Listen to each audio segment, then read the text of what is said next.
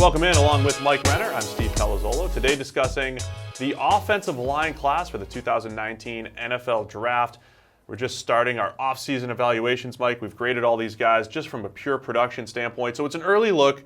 Let's give just a broad overlook of the class. Offensive tackles, the interior. Let's start at tackle.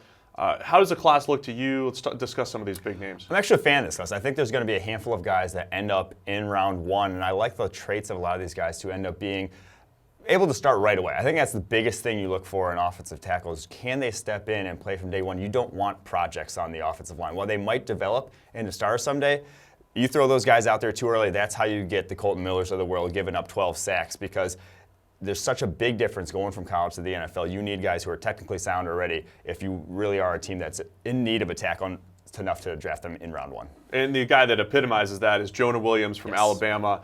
Outstanding grades for us. A couple years ago, he was a true freshman playing right tackle. Cam Robinson was playing left tackle. Cam Robinson was getting all this hype. He ends up going in the second round. Yeah. Jonah outgraded him as a true freshman when Cam Robinson was in his draft year. Since then, Jonah Williams has moved to left tackle for Alabama. He's as smooth as it gets, though, as far as tackle prospects. Yeah, he is a rare prospect. If you need an offensive lineman in this draft, he is the one-to-one. He is in a class all on his own, in my opinion. And doing that in the SEC makes you feel comfortable, and doing it as a true junior makes you feel even more comfortable. Right. You look at even Quentin Nelson a season ago, a generational sort of prospect. He comes out, he takes all 4 years in college. If he came out as a true junior, he doesn't get nearly the hype that he did after his senior year.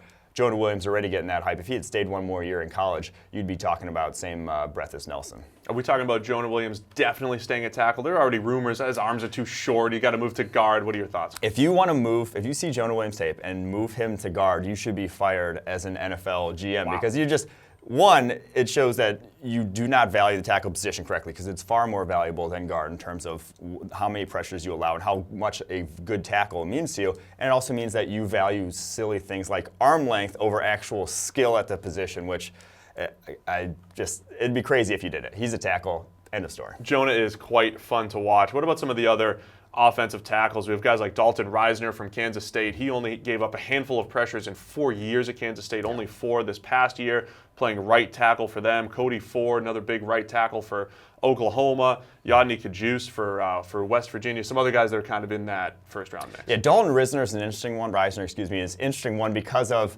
it doesn't look pretty. Usually in the offensive line, you want it to look pretty coming out, but sometimes just getting the job done is good enough. Any means necessary. He's one of those guys who, while it didn't ever really look pretty, he just consistently got the job done there in pass protection. A good enough athlete in his own right. I do think he'll end up in the first round. I think he's a first-round talent in this draft still. Yeah, and then I mentioned Cody Ford getting some of that hype at Oklahoma. He's got some of that guard, tackle, crossover potential. He's very long arms for his size, but he's a little thick. He's goes about 340 at tackle, so that might be more profile to guard in the interior. You saw 7 pressures this past season. A lot of them came when trying to pass off stunts, though. He just didn't have that sort of reactability, which gets just taken advantage of more in the NFL when you don't have that lateral agility on the edge. But incredibly strong. I think the better of the 2 tackles there at Oklahoma, with Bobby Evans on the other side at left tackle, did about as good as you can in a 1-year sort of sample size. And then guys like Jawan Taylor from Florida, he declares early, and I'm always curious by these guys. I mean, he's got great size. He's got NFL size. He came in as a true freshman. He was one of the better run blockers in the SEC as a true freshman. We've seen him maul some smaller people. We saw that early in the year against Charleston Southern. Yeah. But Jawan Taylor's got some issues in pass protection, and I'm not sure he's just there yet, especially not in the first round. Yeah, he's a little sloppy at this point in his pass sets. 12 penalties also this past year, which just sometimes we've seen that translate with guys like Garrett Bowles from college to the NFL. When you have a lot of penalties, sometimes that's just a character trait. It just follows you wherever you go.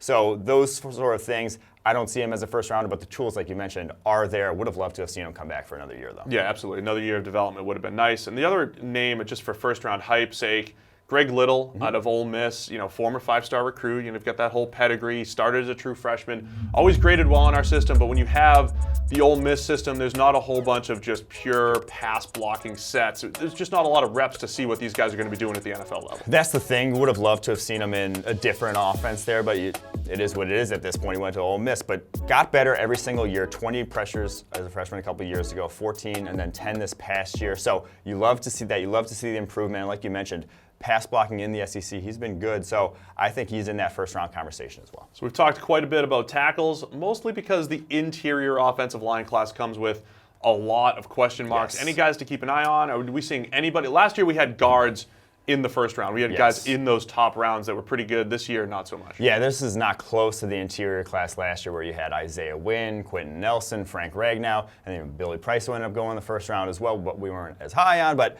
Chris Lindstrom, probably the best interior prospect in this class from Boston College, was a tackle a season ago. It's kind of split time between tackle and guard. Looked way more comfortable on the interior. Only allowed 4 pressures this past season. 3 of those came in one game against Temple. So he's taken a big step forward this year. He'd probably the class of this, but I'm not sure he's even in the first-round conversation. As we said, we still have a lot of work to do in the evaluation process, but that's just a quick overview of the offensive line class as we head to the 2019 NFL Draft.